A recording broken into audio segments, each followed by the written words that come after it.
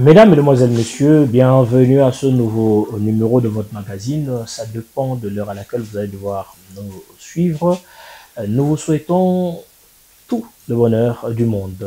Nous sommes là pour nous entretenir avec un intellectuel rompu, un formateur, un passionné de la démocratie, du développement, du bien-être. Lui, c'est le professeur des universités, Georges Ntumba Kuita, qui parle au nom de Gilets Blancs pour la démocratie. Professeur, bienvenue sur ce beau cadre qui nous sert de plateau. Nous vous souhaitons la bienvenue. Merci beaucoup. Alors, professeur Ntumba, pas en quelques mots, mais de manière résumée, pouvez-vous nous présenter, nous parler de ce mouvement qui est bel et bien le Gilet Blanc pour la démocratie? Donc, vous en êtes le président. Oui, je suis professeur Georges Ntumba.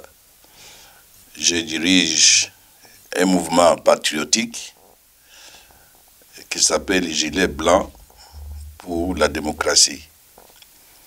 Quel est l'objectif des Gilets Blancs pour la démocratie? Nous sommes dans la promotion, dans la défense et la vulgarisation de la démocratie. La démocratie, notre pays a adopté pour ce système de gouvernance et il y a beaucoup de vertus qui viennent avec la démocratie.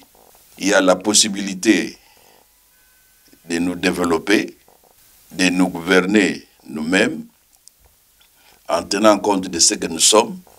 Si on pouvait appliquer les principes, les valeurs de la démocratie. Et nous sommes là pour aider surtout la jeune génération à comprendre ces vertus-là, ces valeurs, et à apprendre à vivre en suivant les principes démocratiques. Les principes qui visent à ne pas à reconnaître, par exemple, la majorité, en même temps qu'on n'ignore pas la minorité. Les principes qui consistent à reconnaître que chaque être humain a des droits et des obligations, quelle que soit sa taille, quel que soit son statut social, quelle que soit son appartenance politique. On ne profite pas de la majorité pour étouffer les autres, mais on fait en sorte que chacun puisse vivre, et vivre d'une manière décente partout où il est. Donc le mouvement a été créé, nous avons à peu près 3 ans d'existence, et nous essayons d'inculquer ces valeurs dans notre jeunesse et même au niveau scolaire pour que les enfants apprennent à se gouverner dès l'école primaire, à l'université, apprennent à considérer les avis et les opinions des autres, apprennent à reconnaître, à respecter, à valoriser et surtout à célébrer les différences, que ce soit les différences culturelles, que ce soit les différences par rapport au statut social, que ce soit les différences par rapport à l'affiliation politique, que ce soit au niveau des tribus ou de quoi. Dans la démocratie, nous embrassons toutes ces différences-là. Et c'est ça qui fait la beauté de l'humanité, qui est basée sur la diversité des uns et des autres.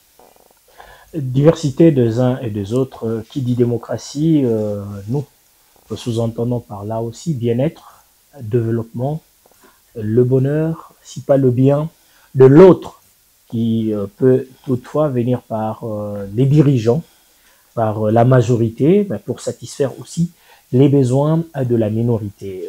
Professeur Georges, nous sommes pendant la période du lancement, si pas la période de la saison agricole. Et au jour d'aujourd'hui, en fouillant ça et là, nous apprenons que le gouvernement congolais, par le biais de son ministre ou du ministère en charge de l'agriculture, va justement lancer cette saison agricole avec plusieurs activités à impact visible, s'il faut le dire, ainsi sur terrain. Ben, en fouillant, nous apprenons que les agents ou l'agent principal de cette action n'est pas prise en compte. Pour mieux parler, nous parlons de l'agriculteur qui est le premier bénéficiaire de cette action qui doit être menée par le gouvernement, par de partenaires qui viennent de part et d'autre.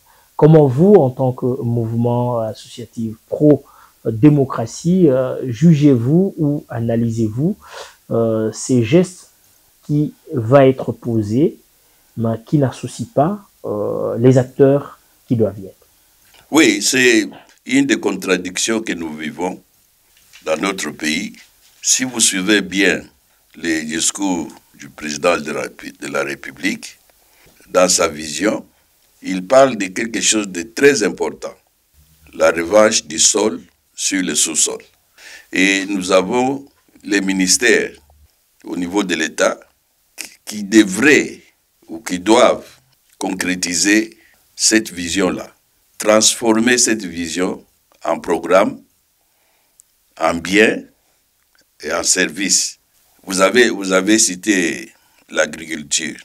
Oui, nous avons appris par la voie des ondes que le ministère de l'Agriculture va lancer la campagne agricole. Mais ce qui étonne et ce qui est surprenant, c'est de voir que cette campagne est en quelque sorte en train d'être politisée. Politisée dans quel sens? Vous voyez les tracteurs dans les rues, alors que les tracteurs devraient être sur le terrain. Les tracteurs font les défilés.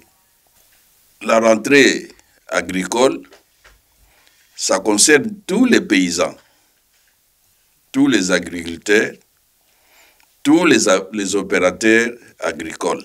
Et il y a les ONG qui sont impliquées, il y a les coopératives, et la mobilisation devrait être faite à ce niveau-là. Et le lancement ne devrait pas se faire à Kinshasa.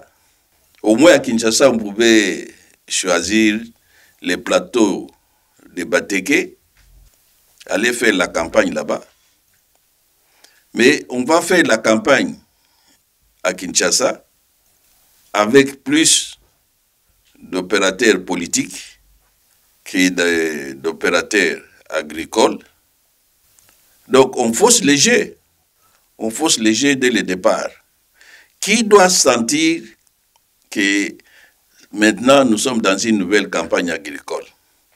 C'est celui qui est impliqué dans l'opération agricole. Le gouvernement doit appuyer avec les semences, avec les intrants, avec un peu d'appui financier s'il y en a, avec les tracteurs comme on les voyait dans le temps. Vous vous rappelez, Mobutu a déclaré, président Mobutu avait déclaré l'agriculture priorité des priorités. Et on a faussé les jeux parce que les camions qui devraient soutenir cette action, les tracteurs et même les petits équipements ont été remis aux politiciens. Et on sait ce qui est arrivé. L'agriculture est tombée depuis ce temps-là. Ce n'est plus la priorité des priorités pour nous. Parce que si c'est la priorité des priorités, chaque famille devrait sentir le besoin d'avoir un petit coin où elle peut cultiver soit les Matembele, soit les Ngaï, cesser d'acheter ça. Mais ce n'est pas ça l'élan, parce que l'action a été politisée. On laisse les opérateurs de côté, et quand on veut distribuer le paix des choses, des fois, on se trompe soi-même, on triche avec soi-même en remettant les choses comme les tracteurs, par exemple, à quelqu'un qui est de la famille d'eux, quelqu'un qui est les parents d'eux. Mais ça n'aide pas les pays du tout. Les petites choses, on devrait avoir des ceintures vertes autour de chaque grande ville, comme Kinshasa, comme Lubumbashi, comme... Mais il n'y en a pas. Alors que nous avons l'agriculture. Si on entre dans l'élevage, c'est la même chose. Nous mangeons les mpiodi, nous achetons les choses, alors que nous avons les ministères de pêche et élevage. J'aurais voulu que ces ministères soient préoccupés de voir les espèces qui sont plus productives et reproductives dans tel ou tel pays, mener des efforts pour ramener ces espèces au pays, expérimenter ça, mais ça ne se fait pas. On peut faire les étangs, on peut élever les poissons, mais c'est le ministère de la pêche et l'élevage qui aurait pu donner le ton. La même chose avec le ministère de l'Agriculture. On sait qu'on mange les maïs, on mange les maniocs comme aliment de base. Comment expliquer qu'on peut manquer les maïs dans notre pays? Vous allez au Kasaï là-bas, les gens ne mangent pas leur faim parce que les maïs coûtent cher. Au Katanga, la même chose, avec les étendues de terre que nous avons. Mais on a comme l'impression, professeur, qu'on a converti le terre, les opportunités que Dieu et la nature nous a données à un vague slogan, parce que en interrogeant l'histoire, puisque vous avez évoqué l'époque du maréchal Mobutu, mais nous nous souviendrons encore que je crois que c'était le premier ministre Antoine Gizenga, si ma mémoire ne me trahit pas. Il y a eu acquisition des tracteurs par le gouvernement qui était dirigé hier encore par le président honoraire Kabila. On avait remis encore aux politiciens, c'est-à-dire nous sommes revenus dans la même faute des années Mobutu vers les années Kabila. Et lors de mon passage à Gungu, je parle de Gungu dans la province du Kwilu, dans l'ex-Grand Bandundu, où j'ai trouvé dans une parcelle, on a placé de tracteurs, 3-4 tracteurs derrière la parcelle. Des tracteurs neufs, en bon état, qu'on n'a jamais utilisés. Donc d'autres personnes, on cherche pour produire. Ne craignez-vous pas, ne pensez-vous pas en même temps qu'avec le défilé de tracteurs dans la ville de Kinshasa, les provinces ne puissent pas en bénéficier, les agriculteurs ne puissent non plus en bénéficier, et que nous puissions encore faire du surplace pour ne pas produire. À son temps, le service national a produit autant de maïs, je crois avec deux ou trois tracteurs, sous Mosé Laurent Désiré Kabila. Après, on en a eu 3, 4, 5. Au jour d'aujourd'hui, si nous devons dénombrer le nombre de tracteurs que nous avons, on doit quand même juguler la crise en termes de carence en maïs, même en carence en riz. Le Maniema, ça produit du riz. Bumba, dans l'ex-Équateur, produit du riz. Apparemment, l'agriculture n'est pas encore en même de devenir une priorité de priorité pour répondre à notre crainte en voyant les tracteurs circuler à Kinshasa. Oui, c'est la même tendance qui semble se répéter, malheureusement. Parce que ce que vous avez dit là est vrai. On a vu à l'intérieur les gens qui ont bénéficié des tracteurs. Et ça a amené les femmes, les épouses des autorités au marché. Et on a vu ici à Kinshasa et dans d'autres provinces des tracteurs parqués dans les résidences des dignitaires. Mais les paysans qui sont à Bukangalozo ou quelque part d'autres, qu'on peut organiser en coopérative, leur doter d'un tracteur qui va aujourd'hui travailler dans les champs de X, demain dans les champs de Y, et on mutualise les ressources pour payer les carburants, pour payer les accessoires et pour remplacer les pièces qui tombent en panne. Donc, on n'est pas sérieux avec l'agriculture. Peut-être c'est dans la philosophie de l'homme congolais qui a besoin de gains immédiats. L'agriculture, ça s'apprend.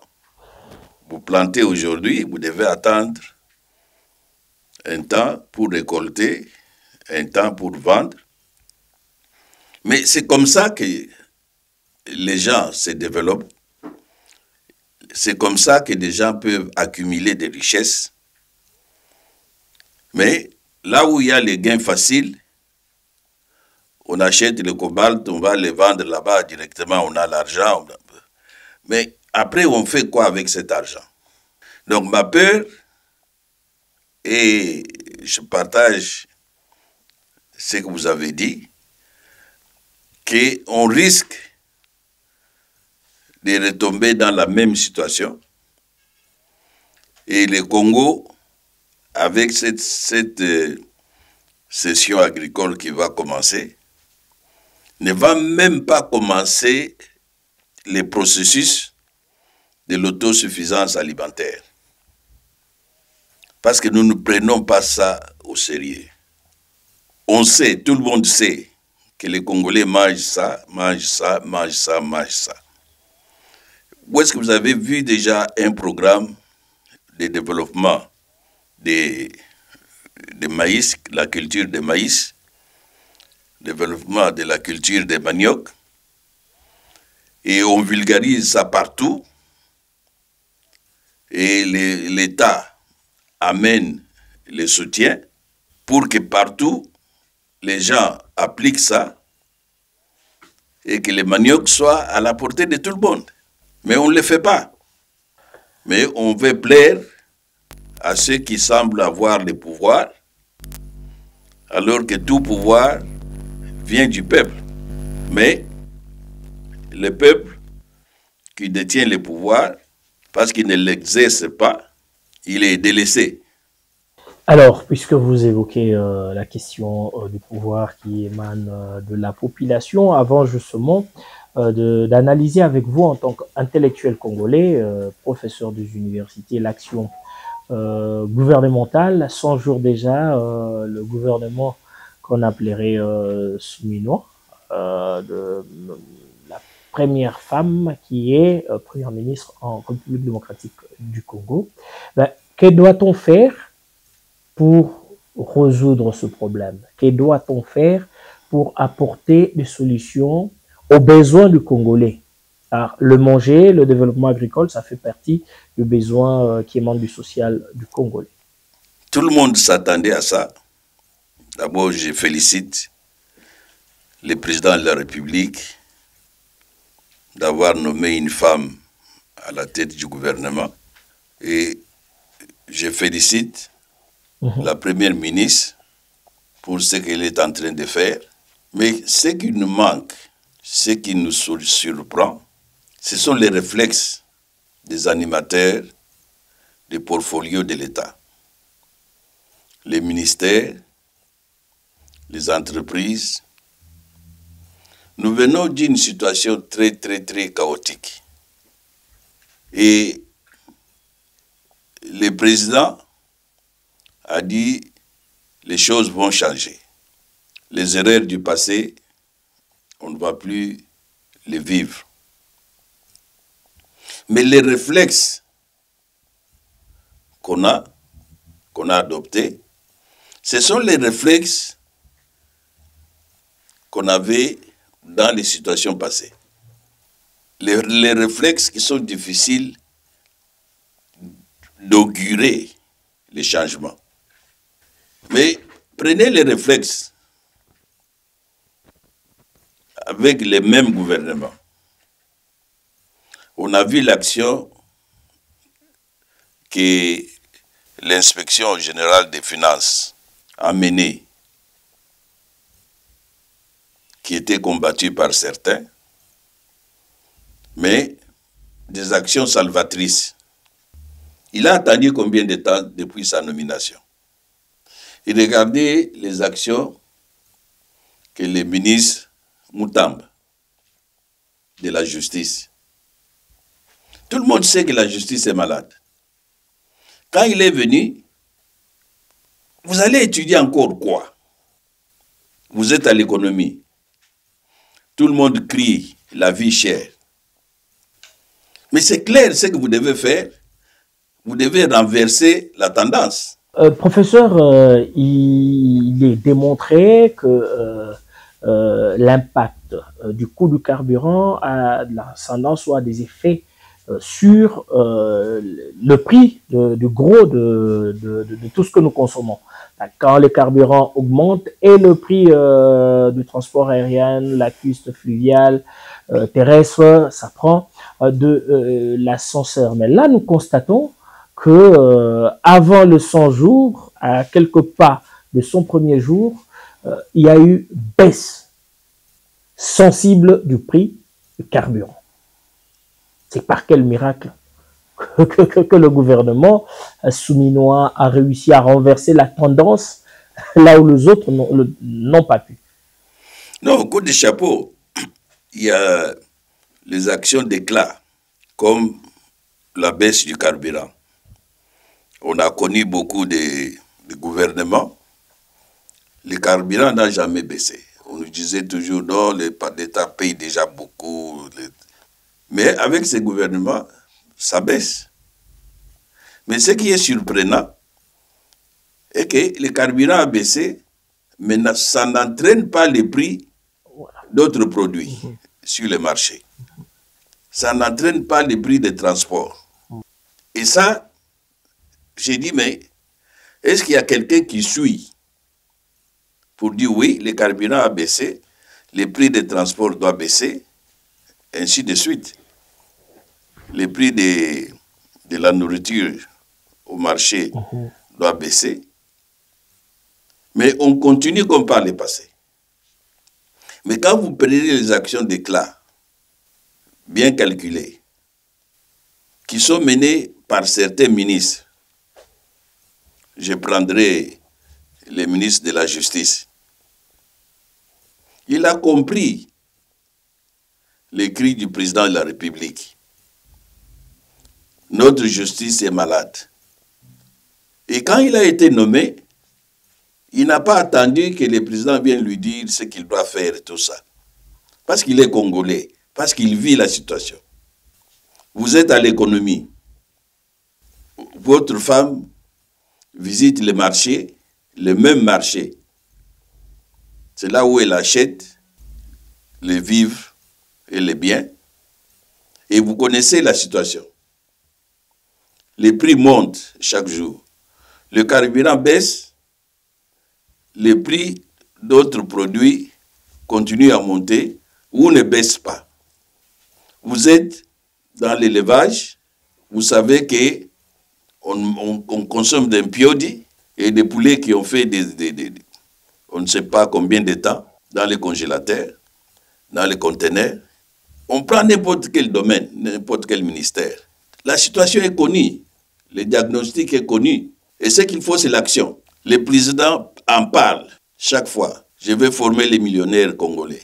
Dans les 6 points, 6 priorités, il y a la création d'emplois. Mais demandez à chaque animateur ministériel, il est en train de traduire la vision du président dans son secteur. Combien d'emplois il entend créer d'ici la fin de son mandat ou d'ici la fin de l'année? Ou quel est son plan? Quelle est la stratégie qu'il est en train d'utiliser? Mais il y a les mêmes réflexes, la routine, faire les choses comme avant, qui continuent. Vous voyez les ministres qui prennent le temps. Oh, je vais d'abord observer, je vais d'abord étudier. Mais vous allez étudier quoi? Le pays est en crise. Donc, nous devons nous réveiller sous l'élan patriotique. Ça, c'est notre pays. On vous nomme comme animateur d'un tel programme, d'un tel ministère. C'est une bénédiction, mais il faut savoir bénir aussi les autres. Bénir les autres, c'est plus bénir la population qui attend des services et des biens provenant de votre ministère. Les ministres devraient être évalués après 3 mois. Ils ont des lettres de mission. Mais on ne sent pas l'action. L'action qu'on mène, par exemple, au niveau de la justice, l'action qu'on mène contre la corruption. Les autres sont nonchalants. C'est comme s'ils ne sont pas concernés par ça. Et des fois, il y a les actions qui démontrent qu'ils sabotent d'une manière ou d'une autre l'action de l'autre. On dit non, il veut être populaire, il veut être ceci. Mais non, la situation est grave.